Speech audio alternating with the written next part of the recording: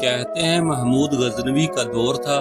ایک شخص کی طبیعت ناساز ہوئی تو طبیب کے پاس گیا اور کہا کہ مجھے دوائی بنا کر دو۔ طبیب نے کہا دوائی کے لیے جو چیزیں درکار ہیں سب ہیں سوائے شہد کے، تم اگر شہد کہیں سے لا دو تو میں دوائی تیار کیے دیتا ہوں۔ اتفاق سے موسم شہد کا نہیں تھا۔ اس شہر نے حکیم سے ایک ڈبہ لیا اور چلا گیا۔ لوگوں کے دروازے کھٹکھٹانے لگا مگر ہر جگہ مایوسی ہوئی۔ جب مسئلہ حل نہ ہوا تو وہ محمود غزنوی کے دربار میں حاضر ہوا۔ وہاں ایاز نے دروازہ کھولا اور دستک دینے والے کی روداد سنی۔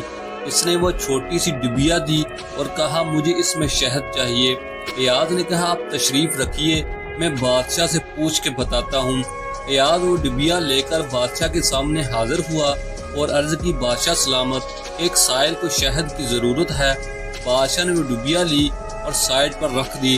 ایاز کو کہا کہ 3 بڑے ڈبے شہد کے اٹھا کر اس کو دے دیے جائیں۔ ایاز نے کہا حضور اس کو تو تھوڑی سی چاہیے، آپ 3 ڈبے کیوں دے رہے ہیں؟ بادشاہ نے ایاز سے کہا ایاز وہ مزدور آدمی ہے، اس نے اپنی حیثیت کے مطابق مانگا ہے، ہم بادشاہ ہیں، ہم اپنی حیثیت کے مطابق دیں گے۔